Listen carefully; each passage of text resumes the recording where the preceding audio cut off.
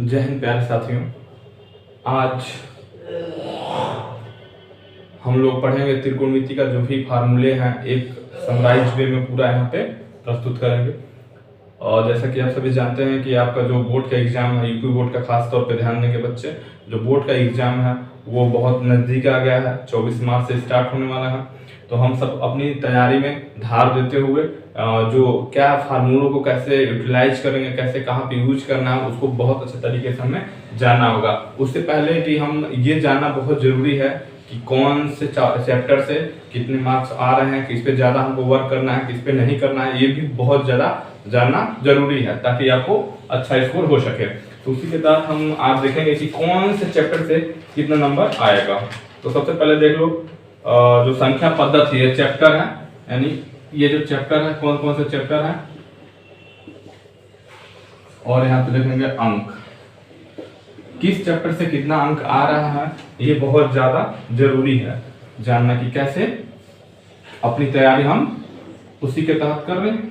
ठीक है, जो संख्या पद्धति है, संख्या पद्धति से देखिए मेरे प्यारे साथियों कि केवल ओनली और ओनली 5 नंबर, केवल 5 नंबर आ रहे हैं। ठीक है, संख्या पद्धति से कितने नंबर आ रहे हैं? 5 नंबर। ओके, अब देखिए बीजगणित से कितने नंबर आ रहे हैं? बीजगणित से देखिए कितने नंबर आ रहे हैं? बीजगणित से सबसे ज्यादा नंबर 18 नंबर। कितने नंबर?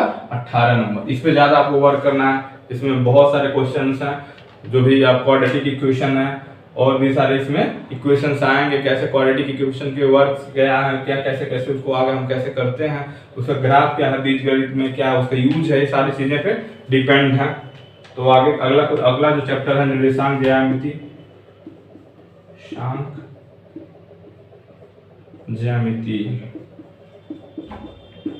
निर्देशांक ज्यामिति से देखिए कितने क्वेश्चन, कितने नंबर के आ रहे हैं मार्क्स। निर्देशांक ज्यामिति से भी केवल कितने नंबर के आ रहे हैं? 5 नंबर के। ठीक है, अब देखिए ज्यामिति से केवल कितने नंबर के आ रहे हैं? ज्यामिति से कितने नंबर के आ रहे हैं? केवल इससे भी ज्यामिति से केवल 12 नंबर आ रहे हैं। ठीक है, अब देखिए त्रिकोणमिति से कितने नंबर के आ रहे हैं? हालांकि त्रिकोणमिति में मैं आपको पूरा कवर कर चुका हूं और आज हम प्रैक्टिस सेट भी देखेंगे इसके तुरंत बाद। और त्रिकोणमिति से केवल कितने नंबर के आ रहे हैं? त्रिकोणमिति से केवल 10 नंबर के आ रहे हैं। त्रिकोणमिति से ये भी बहुत इंपॉर्टेंट चैप्टर है। त्रिकोणमिति से कितने नंबर आ रहे हैं? 10 नंबर। ठीक है, अब देखिए मेंसुरेशन से कितने नंबर आ रहा है? मेंसुरेशन से भी कितने नंबर के आ रहे हैं? 10 नंबर। ठीक है, अब देखिए सांख्यिकी तथा प्रायिकता से,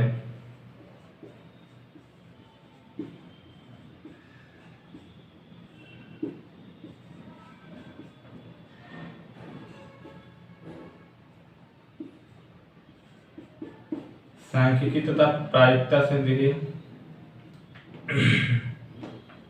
सांख्यिकी तथा प्रायिकता से देखिए कितने नंबर के आ रहे हैं? इससे भी कितने नंबर के आ रहे हैं? 10। अब यहाँ पे टोटल देख लीजिए, कुल देख लीजिए, कुल कितने हुए हैं? यहाँ पे देखिए 5 8 13, 13 5 18, 18 2 20 और बाकी सब 0 0 0 है, तो 20 को शून्य हासिल आया 2। तो देखिए 1 1 2 2 1 3 3 1 4 4 1 5 और 5 2 7, यानी 70 मार्क्स आप हो गए, 70 अंक कुल हो गए। ठीक है, यानी कितने अंक हो गए? कुल 70 अंक हो गए, यानी 70 अंक के आपके कुल पेपर होंगे और 30 नंबर के प्रैक्टिकल होंगे जो इससे संबंधित होंगे। ठीक है, तो अब देखिए 70 नंबर के पेपर में कहाँ आपको ज्यादा प्रयास करना है, किस पे ज्यादा प्रैक्टिस करना है? हमको लगता है बीजगणित पे ज्यादा आपको फोकस करना है, और जो मैथ में अच्छा नंबर पाना है। तो तकरीबन इसमें मान लीजिए आपको मान लीजिए यहाँ पे 70 नंबर है, तो आपको इसमें कितना गेन करना होगा? 65 से एबव गेन करने के लिए आपको क्या करना होगा? कोई भी चैप्टर आपको छोड़ नहीं सकते हैं। देख रहे हैं अगर इसे छोड़ देंगे तो आप मिनिमम कितना कर पाएंगे? 65 कर पाएंगे। तो इसीलिए किसी भी चैप्टर को आपको स्किप नहीं करना, अच्छे से उसे प्रिपरेशन करना है और जो कमियां थी उसे दूर करना है। और मान लीजिए आप सांख्यिकी तथा प्रायिकता नहीं अच्छे से पढ़े हैं, तो इसका क्या करेंगे? प्रीवियस ईयर का प्रैक्टिस सेट, प्रीवियस ईयर देखेंगे और प्रैक्टिस सेट जो भी होंगे उसको यूज करेंगे। या अगर मान लीजिए टॉपिक नहीं कवर कर पाए हैं तो ठीक है, इसमें ज्यादा टफेस्ट क्वेश्चन नहीं पूछेंगे, बस ज्यादा नॉर्मल क्वेश्चन। अभी मैं आपको बताऊंगा कैसे इसका ऑब्जेक्टिव क्वेश्चन है, ज्यादा क्वेश्चन तो 10 मार्क हैं और ऑब्जेक्टिव क्वेश्चन भी पूछे जाते हैं 1 नंबर की इसमें। और मेंसुरेशन में 10 नंबर का है, इसमें कुछ खास नहीं है। आप बस देखेंगे एरिया, पेरीमीटर, आसान है। त्रिकोणमिति में आपको पढ़ा ही रहा हूँ मैक्सिमम चीजें। ज्यामिति भी आपको अच्छे से देखेंगे तो आ ही जाएगा।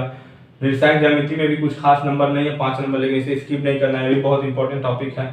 ठीक है, बीजगणित आपको ज्यादा मेहनत करना होगा, 18 नंबर अकेले रखा है। ठीक है, तो अब हम देखेंगे कि जो भी फार्मूले हैं उसे हम कैसे यूज करेंगे और कैसे उसे एक हम इसी में पूरे तरीके से पूरे फार्मूले को एक समराइज कर रहे हैं। ठीक है, आप याद करेंगे पूरे फार्मूले को और कैसे यूज करना है उसे भी हम देखेंगे और हम प्रैक्टिस सेट भी लगाएंगे आज। ठीक है,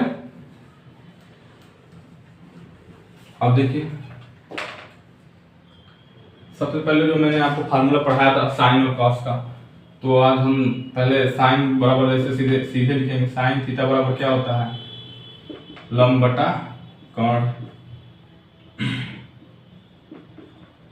सीधे लिखेंगे आज हम। ठीक है, कॉस थीटा बराबर क्या होता है, आधार बटा कर्ण, क्या होता है, आधार बटा कर्ण। अब देखिए tan थीटा बराबर क्या होता है, tan थीटा बराबर क्या होता है, लंब बटे आधार। अब इसी साइन थीटा हो गया, अब इसी का जस्ट रिवर्स क्या होगा, कोसेक होगा। तो कोसेक थीटा बराबर क्या होगा, कर्ण बटा लंब। अब देखिए यहाँ पे कॉस है, तो कॉस का रिवर्स क्या होगा, सेक थीटा। सेक थीटा का क्या होगा, यहाँ पे देखिए कर्ण बटे आधार, कर्ण बटा आधार।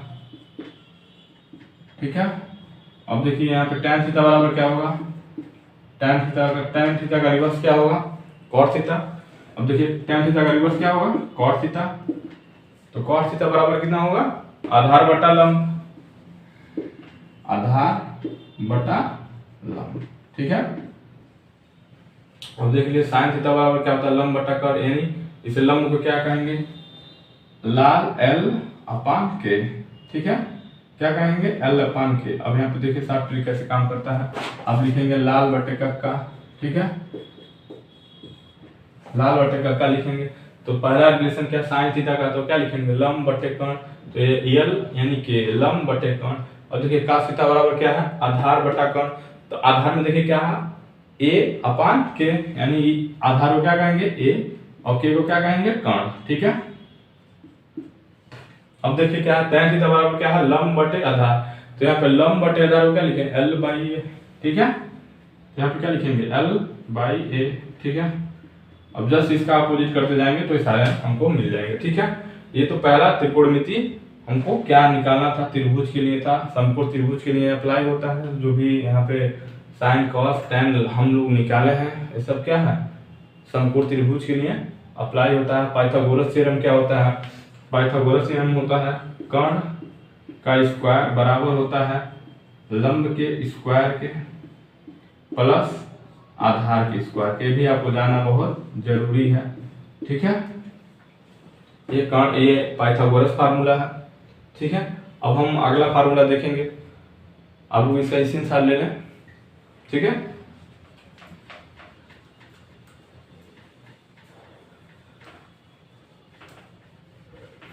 अब आज हम लोग यहाँ पे पूरा फार्मूला को एक समराइज वे में यहाँ पे रिप्रेजेंट करेंगे। ठीक है, सारे फार्मूलों के यहाँ पे हम प्रस्तुत करेंगे, आप इसे अच्छे से देखेंगे और कैसे क्या होता है ये सारी चीजें आप लगाएंगे। पहले अब हम देखते हैं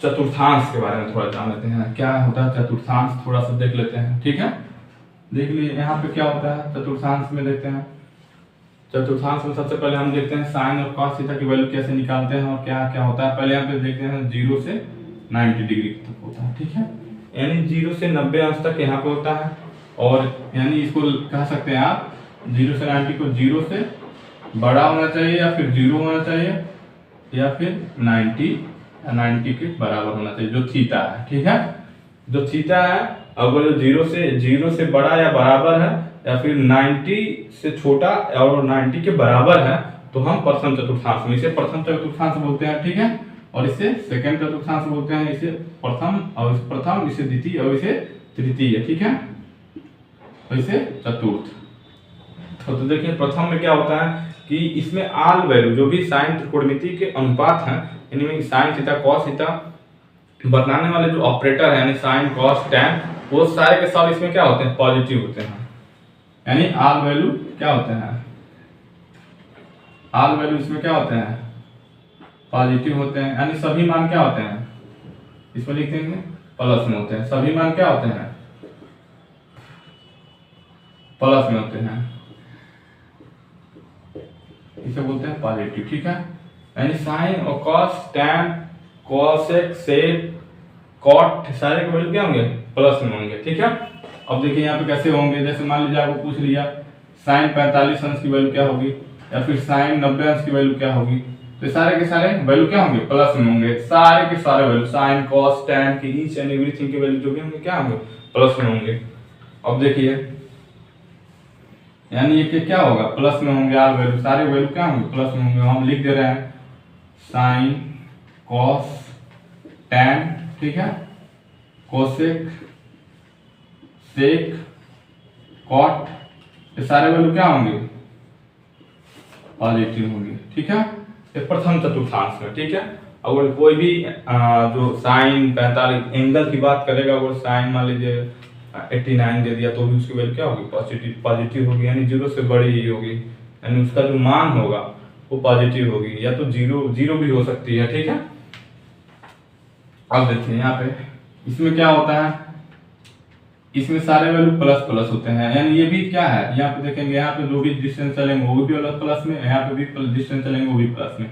अब इधर आएंगे तो क्या होगा, सबसे पहले एक एक्स वाला माइनस हो जाएगा और ये क्या होगा, प्लस ही रहेगा, तो इसमें ये होगा। ठीक है, और इसमें प्लस प्लस हो जाएंगे, और इसमें क्या होगा, एक प्लस हो, पहला वाला एक्स यहाँ पे गए, इधर गए तो क्या हुआ प्लस, और इधर गए यानी राइट गए तो प्लस और लेफ्ट आए तो माइनस। ठीक है, तो यहाँ पे माइनस प्लस होता है, तो इसमें सबसे पहले साइन और कोसेक की वैल्यू क्या होती है, प्लस में होती है, यानी केवल साइन और कोसेक की वैल्यू क्या होती है, पॉजिटिव होती है। साइन और कोसेक की वैल्यू ठीक है क्या होती है, प्लस में होती है। बाकी ऑल त्रिकोणमितीय रिलेशन यानी सभी और अन्य त्रिकोणमितीय रिलेशन क्या होते हैं, निगेटिव होते हैं। और ये कहां से कहां तक होता है, देखिए 90 से बड़ा और 180 से क्या होता है, छोटा होता है। 90 से बड़ा और 180 से छोटा, या फिर 180 के बराबर भी होता है। ठीक है, थीटा की वैल्यू अब इसे बराबर भी कर सकते हैं। ठीक है, यानी 90 से बड़ा जब भी होगा, जैसे यहाँ पे 90 से बड़ा होगा, 90 यहाँ तो ठीक है, जैसे ही 90 से बड़ा होगा द्वितीय चतुर्थांश में आ जाएगा। और जैसे मान लीजिए यहाँ पे cos 120 अंश की वैल्यू क्या होगी, तो देख रहे हैं cos 120 अंश के 90 से बड़ी है और 90 और 180 के बीच में आ रही है, तो cos 120 की वैल्यू क्या होगी, निगेटिव होगी। ठीक है, यह बात हमेशा ध्यान में रखेंगे। यानी cos 120, अगर साइन पूछ लिया, साइन 120 की वैल्यू तो हमेशा पॉजिटिव होगी, कोसेक 120 की वैल्यू वो भी पॉजिटिव होगी। ठीक है, इस तरह से जैसे यहाँ पे एक एग्जांपल देख लें, साइन 120 अंश की वैल्यू ये क्या होगी, जो भी होगी प्लस में होगी। ठीक है, पॉजिटिव होगी। और cos 120 अंश की वैल्यू क्या होगी, निगेटिव होगी। अभी मैं इसकी वैल्यू एग्जैक्ट वैल्यू मैं नहीं बता रहा हूं, बस अभी मैं पॉजिटिव और निगेटिव की बात कर रहा हूं, पॉजिटिव निगेटिव। ठीक है, अब देखिए तृतीय चतुर्थांश में देखिए क्या होता है, यहाँ पे देखिए अब यहाँ पे ऊपर गए तो भी प्लस, अब यहाँ पे नीचे आ रहा है यहाँ से। ठीक है, तो भी क्या होगा माइनस, और यहाँ से ऑलरेडी इधर है तो माइनस हो गया, यानी अब दोनों क्या होंगे, माइनस कामा माइनस। इस चतुर्थांश में दोनों वैल्यू जो भी होंगी वो सारे सारे निगेटिव होंगी, चाहे वो साइन का हो या फिर cos का हो। अब इसमें देखेंगे कौन सी वैल्यू क्या होगी, पॉजिटिव होगी, कौन सी वैल्यू क्या पॉजिटिव होगी। तो इसमें देखिए साइन हो गया, अब यहाँ पे क्या होते हैं tan और cot, tan और cot क्या होते हैं, पॉजिटिव होते हैं। बाकी सभी त्रिकोणमितीय अनुपात क्या होंगे, निगेटिव होंगे, सभी त्रिकोणमितीय अनुपात निगेटिव होंगे। अब ये देखिए यहाँ से 90 और 180 की बात कर रहा था, अब यहाँ पे करेगा 180 से बड़ा और 270 से या 270 से छोटा। ठीक है, 270 या 270 से छोटा। 180 से बड़ा थीटा की वैल्यू क्या होगी, अगर कोई मान लीजिए कहा कि 230 अंश की वैल्यू बताओ, किसकी, tan 230 अंश, tan 230 अंश की वैल्यू पॉजिटिव, पहले मैं पॉजिटिव और निगेटिव बात करूंगा। tan 230 अंश की वैल्यू पॉजिटिव होगी या निगेटिव, तो आप पहले देख रहे हैं कि ये दो यहाँ पे जाएंगे सबसे 0 से 90 के प्रथम और 90 से 180 द्वितीय और 180 के बाद 270 तक कहाँ आएगा तृतीय में। तो तृतीय में tan और cot केवल पॉजिटिव होते हैं, बाकी सब निगेटिव। तो यहाँ क्या हो जाएगा प्लस हो जाएगा, ठीक। और वही बात करें साइन की, साइन मान लीजिए यही 230 की बात करें तो बताइए ये कहाँ है, ना ही 90 से 0 से 90 के बीच में नहीं है और ना ही 90 से 180 के बीच में है, तो कहाँ आ जाएगा ये तृतीय में आ जाएगा। 180 से बड़ा है और 270 से क्या छोटा है, तो हम ये देखेंगे क्या होगा निगेटिव होगा, ठीक है। ऐसे देखेंगे, ठीक है। आप लोग इस बात को समझते रहिए, एग्जाम्पल के तौर पे मैं आपको बता रहा हूँ, आपको केवल ये लिखना है, ये चीज है, ठीक है। किसकी वैल्यू पॉजिटिव होगी किसकी वैल्यू निगेटिव होगी, बाकी सब आप अपना अप्लाई करते रहेंगे। जो भी क्वेश्चन पूछे जाएंगे एग्जाम में कभी कभी पूछ लेगा, अभी वो आगे बताएंगे कि 200 से ज्यादा एंगल पूछ लेंगे तो क्या होगा, 360 से ज्यादा पूछ लेंगे तो क्या होगा, कैसे निकालेंगे, वो सारी चीजें वो सारे बताएंगे, ठीक है। अब देखिए यहाँ पे 270 हो गया और 180 से बड़ा, 270 या 270 से छोटा इस तृतीय चतुर्थांश में। अब चतुर्थ चतुर्थांश में क्या होगा, यहाँ पे देखिए 180 से,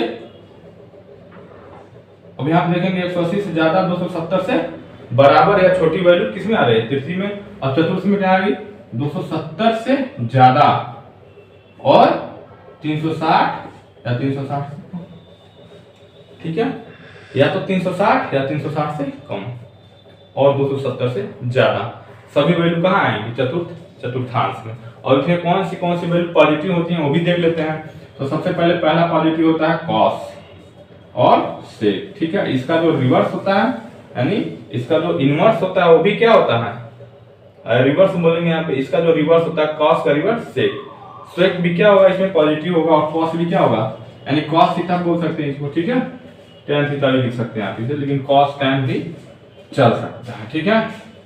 यहाँ सारे वैल्यू क्या है थीटा से रिलेटेड कर रहे हैं, ठीक है, कोई ना कोई एंगल की बात कर रहे हैं।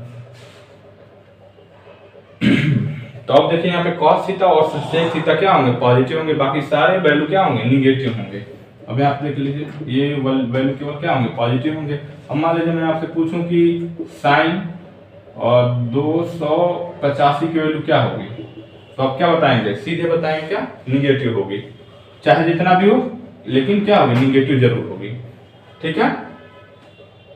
तो ये सारे कॉन्सेप्ट हैं, आप इसे स्क्रीनशॉट ले लीजिए और फिर हम आगे समझेंगे कि क्या क्या और हो सकते हैं। और सबसे अच्छी बात यह है, मजे की बात यह है कि यहाँ पे देखिए cos माइनस थीटा ऑलवेज क्या होता है cos थीटा, और तो इसी प्रकार ये इसका क्या हो जाएगा sec माइनस थीटा की वैल्यू क्या हो जाएगी वही sec थीटा ही हो जाएगी, ठीक है। बाकी अगर जो इसमें देखेंगे साइन की वैल्यू से साइन माइनस थीटा की वैल्यू, तो ये भी माइनस साइन थीटा होगी, ठीक है। यानी माइनस आप जो माइनस है वो क्या हो जाएगा बाहर निकल जाएगा। ये तो ऑपरेटर है साइन ऑपरेटर और थीटा एंगल है, एंगल की वैल्यू पॉजिटिव नेगेटिव नहीं होती, वो नंबर में होती है, ठीक है। यानी वो 45 या 45 होगी, माइनस 45 नहीं होती, ठीक है। तो हम क्या करेंगे ये माइनस और पूरे पे वैल्यू माइनस की होगी, जो इसकी वैल्यू होगी यानी साइन थीटा की कुछ ना कुछ वैल्यू होगी 2 4 6 8 10 1 2 3 1/4 वो निगेटिव होगी ना कि एंगल, ठीक है। तो यहाँ से ये वाला कॉन्सेप्ट ये वाला बहुत जरूरी जानना कि cos माइनस थीटा बराबर cos थीटा और sec माइनस थीटा बराबर sec थीटा, बस ये दो ही होते हैं प्लस में। जैसे और एक यहाँ पर मान लीजिए tan 135, tan माइनस 135 बराबर क्या होगा होगा माइनस tan 135 डिग्री, ठीक है।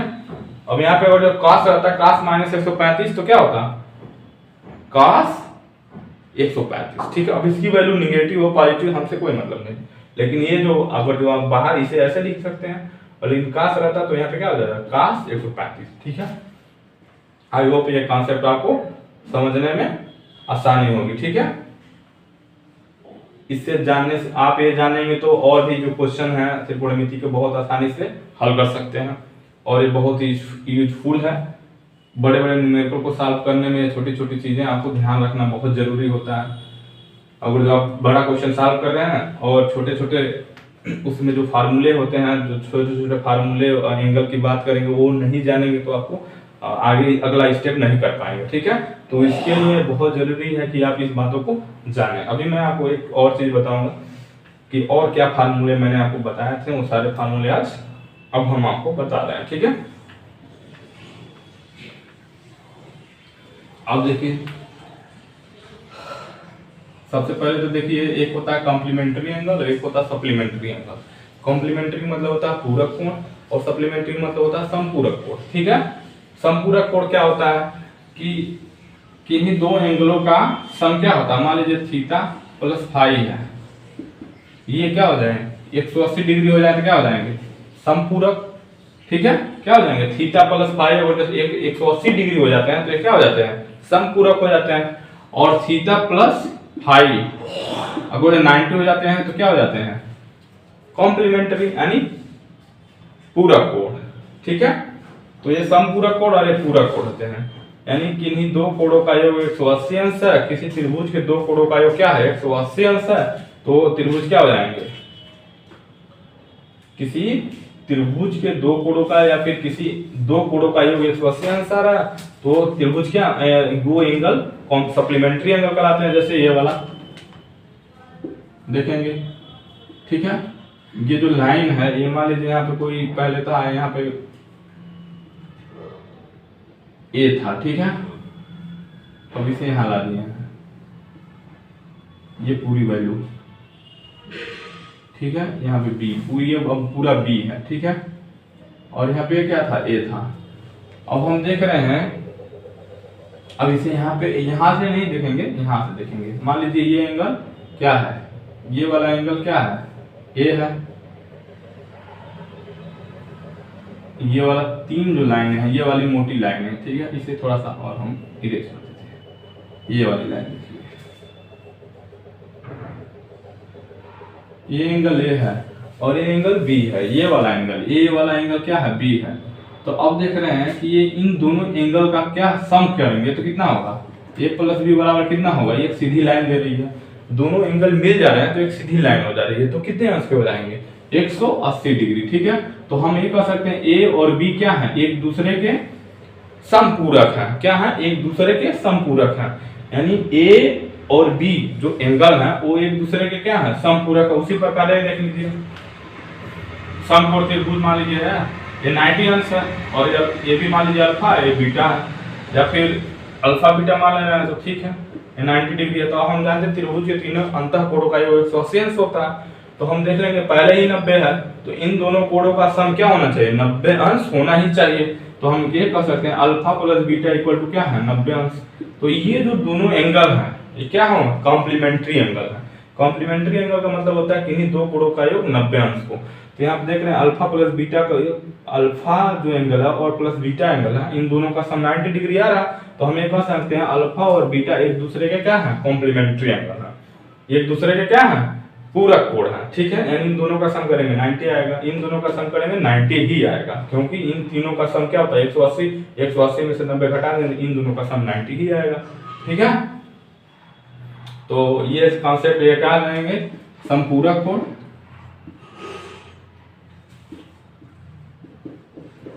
और समपूरक कोण का एग्जांपल ये था और ये था कोटि या पूरक कोण या कोटि पूरक कह सकते हैं पूरक कोण।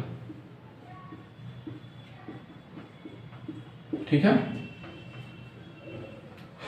ये बात देख लीजिए आप, इसे कहते हैं पूरक कोण या कोटि पूरक कोण या फिर इसे ऐसे कहते हैं यानी इन दोनों का वैल्यू है यहाँ पे अल्फा प्लस बीटा है एक दूसरे के क्या है कोटि पूरक है या समपूरक कोण है और ये समपूरक कोण है संपूर्ण कोण। ठीक है, चलिए अब हम देखते हैं अगला कॉन्सेप्ट क्या है। अब देखेंगे एंगल और साइन जो भी त्रिकोणमितीय अनुपात है वो यानी कॉम्प्लीमेंट्री एंगल से क्या रिलेशन है वो देखेंगे। देखिए नीम कोण वाली बात करेंगे एक्यूट एंगल की। जैसे मान लीजिए साइन थीटा बराबर क्या होता है कॉस 90 माइनस थीटा। फिर जैसे यहाँ पे साइन थीटा बराबर हो गया ना और फिर कॉस थीटा बराबर क्या होता है। अब देखिए ये बात मैं आपको प्रूफ के तौर पे बताया हुआ था, ये ऐसे लिखेंगे यहाँ पे 90 होगा और ये मान लीजिए अल्फा है ये मान लीजिए बीटा है।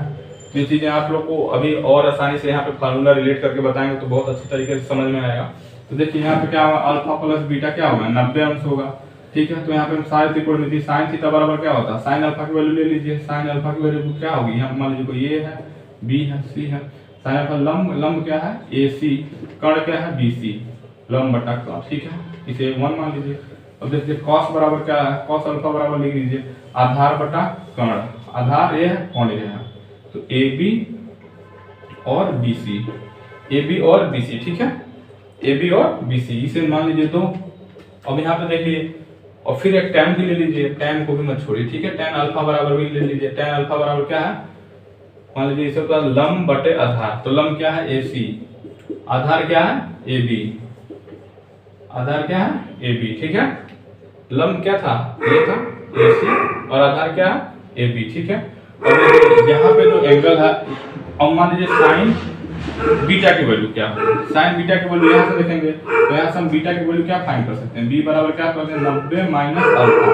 तो बी के साथ पे क्या लिख सकते हैं, साइन 90 माइनस अल्फा, क्या लिख सकते हैं, साइन 90 माइनस अल्फा। और यहाँ से क्या देखेंगे, लंब हो जाएगा यानी ए बी, और कर्ण क्या हो जाएगा, कर्ण क्या हो जाएगा, बी सी। ठीक है, यानी ए बी और बी सी। ठीक है, इसे 4 मान लीजिए। अब यहाँ पे cos देख लीजिए, cos बीटा का संग क्या लिखते हैं, 90 माइनस अल्फा। cos बीटा बराबर क्या लिख सकते हैं, 90 माइनस अल्फा।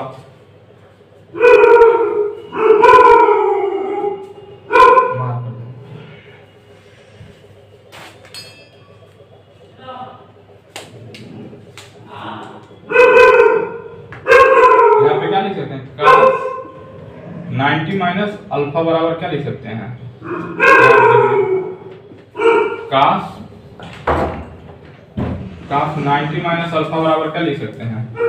अब यहाँ पे देखिए, यहाँ पे क्या होता है, आधार बटे कर्ण। आधार क्या है, ए सी, कर्ण क्या है, बी सी। अब यहाँ पे tan भी देख लीजिए, tan 90 माइनस अल्फा।